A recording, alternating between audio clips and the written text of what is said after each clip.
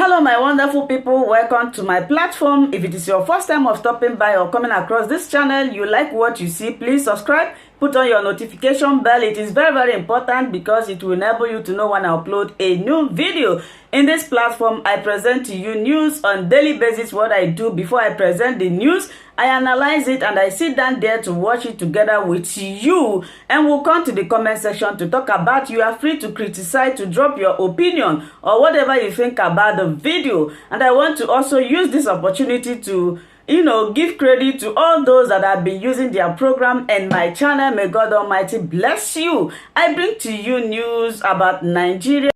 I have the honor to welcome to the United Nations His Excellency Muhammad Buhari, President of the Federal Republic of Nigeria, and to invite him to address the Assembly. Mr. President. Firstly, I wish to thank the General Assembly for the honor bestowed on the government and people of Nigeria by electing our national, His Excellency Tijani Muhammad Bande, to the presidency of the 74th session of this august body. This is indeed a great honor to our country. Nigerians are truly grateful and shall endeavor to live up to the expectations and the responsibilities thrust upon us. Ambassador Muhammad Bande is an experienced and seasoned diplomat, and I am confident that he will prove to the international community his suitability for this most demanding assignment. Let me also offer my sincere thanks to the outgoing President, Her Excellency Maria Fernanda Espinosa Carrez, for her skill, resourcefulness, and endless reservoir of patience in piloting the 73rd General Assembly. In the same vein, may I commend the Secretary General, His Excellency Antonio Guterres, for his tremendous energy, his genuine international outlook exhibited by his leadership of the United Nations. Your Excellencies delegates, the theme of the current General Assembly is galvanizing multilateral efforts for poverty eradication, quality education, climate action, and inclusion. These are the prime areas calling for collective action which will benefit national and global interests. Today, the world is at a critical juncture. This year marks the first anniversary of the International Day of Multilateralism and Diplomacy for Peace. This year also marks the 100 years of the founding of the League of Nations, leading eventually to the establishment of the United Nations as a part of the post-World War II international order. Article 1, Paragraph 4 of the United Nations Charter called for harmonizing the actions of nations in the attainment of common ends. These common ends include A, international peace and security, B, prosperity and social justice, C, respect for human dignity, and D, protection of environment. Multilateralism, symbolized by the United Nations system, has brought immense benefit to the people of the world. It has saved lives, prevented wars, restored peace and stability, as well as generated economic and social progress in many countries. Mr. President, Your Excellencies, we must admit that as the world grows richer, there are regrettable signals in the world economic and political order. Millions in Africa and around the world remain in abject poverty. Furthermore, we are witnessing a backlash against multilateralism in the shape of a rising tide of racism, xenophobia, resurgent nationalism, populism, and tendencies towards protectionism and unilateralism. The pristine principles of the United Nations I fear are threatened. On cessation of hostilities after World War II, the United States, in one of the greatest selfless undertakings in history, decided to revive Europe through the Marshall Plan and uplift and restore Japan economically. This generous policy catalyzed a great economic revival globally. This action of the United States not only benefited Europe and Japan, but the United States as well, through vastly improved trade and cross-investment.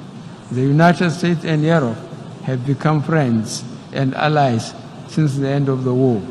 The United States and Japan also become friends and allies. This example can be replicated with respect to Africa.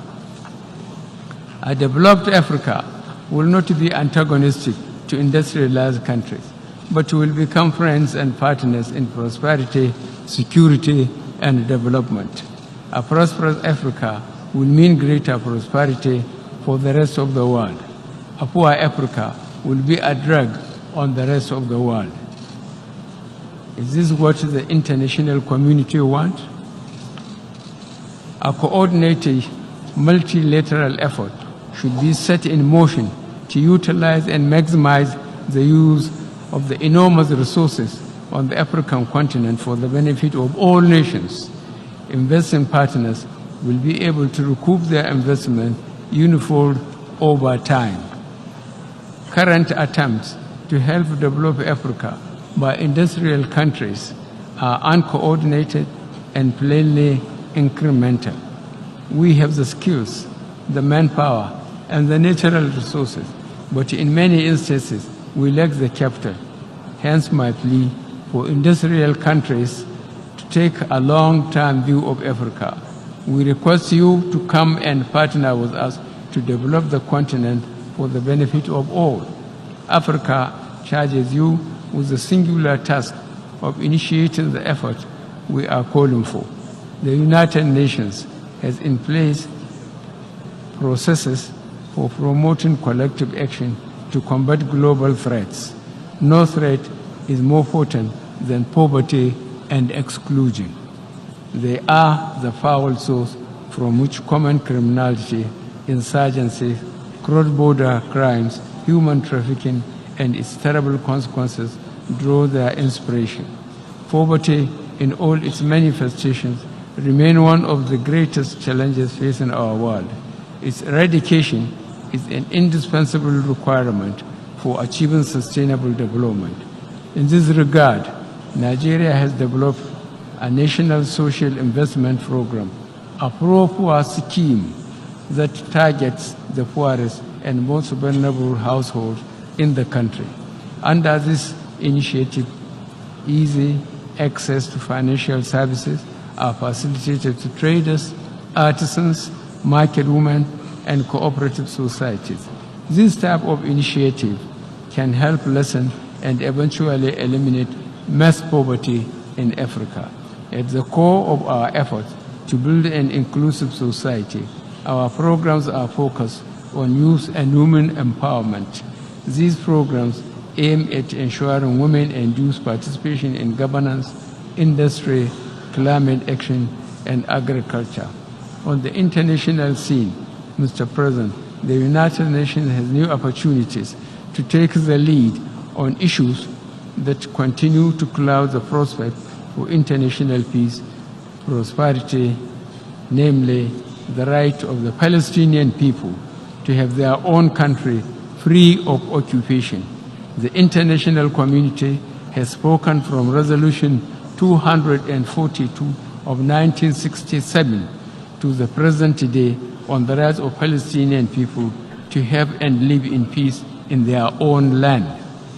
The risks associated with nuclear proliferation and unfair and unjust trading practice notwithstanding the World Trade Organization rules and precepts.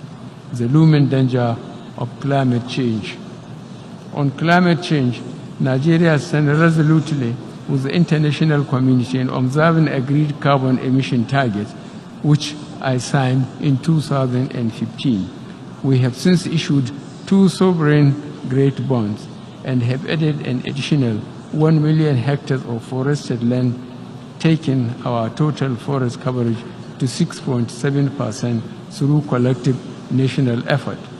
As we advocate and strive for inclusion within our societies, we must also ensure inclusion prevails in our collective action as members of the international community. That is why we support the expansion of the Security Council to reflect the diversity and dynamics of the 21st century. Mr. President, Your Excellency, from Asia to the Middle East, Africa to South America, violence and the threat of conflict continue to flood the lives of too many people. Our own country is no exception. Nigeria is a nation of nearly 200 million people of diverse groups. Our diversity is our source of strength, which is why in the elections this year, our people back the policies of tolerance, inclusion, and community over the politics of protest and division. Our election promises emphasized political stability, freedom and prosperity, tackling poverty, schooling our young and providing them with the tools to build better lives. We are placing special emphasis on the role of women in our female gender advancement programs. Our progress and delivery are deliberate, purposeful, and measured. We clearly appreciate there are no quick fixes to complex challenges. In particular, the challenge of education in Africa is enormous. On December 3, 2018, the General Assembly adopted Resolution 73/25 that claimed 24 January of every year as International Day of Education. The resolution, which was spearheaded by Nigeria and co-sponsored by 58 other member states, marked a watershed in the recognition of the fundamental role of education in building modern societies. To ensure access to education for all, our government has introduced the homegrown feeding program to address the challenges of out-of-school and forced out-of-school children. This social intervention program, Mr. President, is aimed at encouraging increased school enrollment through provision of free school meals. The benefits extend beyond the school environment. In addition, we have introduced mainstream and implementation of school declaration laws and policies across all educational institutions in Nigeria. Mr. President, Your Excellencies, the world was shocked and startled by the massacre in New Zealand by a lone gunman taking the lives of 50 worshippers. This and similar crimes, which have been fueled by social media networks, risk seeping into the fabric of an emerging digital culture. Major technical companies must be alive to their responsibilities. They cannot be allowed to continue to facilitate the spread of religious, racist, xenophobic, and false messages capable of inciting whole communities against each other, leading to loss of many lives. This could tear some countries apart. Organized criminal networks, often acting with impunity across international borders, present new challenges where only collective action can deliver genuine results. This is true in the battle against violent extremism, against trafficking in people and drugs, and against corruption and money laundering. The present Nigerian government is facing the challenges of corruption head-on. We are giving notice to international criminal groups by the vigorous prosecution of the fee and ID scam attempting to cheat Nigeria of billions of dollars. Mr. President, Your Excellency, as a young man, as a soldier, I witnessed at first hand the terrible legacy of destruction and broken lives that conflict leaves in its wake. At the age of 75th anniversary of the end of the Second World War approaches, I wish to pay tribute to the sacrifices made by so many millions across the globe in defense of freedom, tolerance, and the rule of law.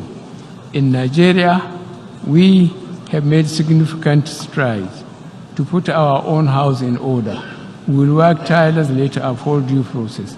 The rule of law remains a permanent and changing foundation of the world order. Freedom, tolerance, and rule of law are universal values and undermine the best that this General Assembly represents, and that binds us all. Mr. President, I will conclude by remarks reaffirming Nigeria's commitment to promoting international peace and security and sustainable development. We are also committed to strengthening partnership and cooperation with international and regional organizations for the benefit of humanity. Thank you very much.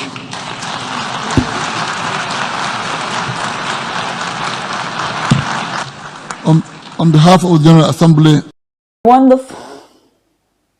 my wonderful people, thank you so much for watching this video together with me. I appreciate your massive support in this channel. Like before, if it is your first time of stopping by or coming across my YouTube channel, you are welcome. Now that we have finished watching this video together, you saw me sitting there watching it together with you. I appreciate you. Let's go to the comment section to talk about it. If it is your first time, subscribe, put on your notification bell. That notification bell is very, very important because it will enable you to know when I upload a new video. I will meet you guys again in my next video. I appreciate your massive support. Remain blessed. Bye-bye.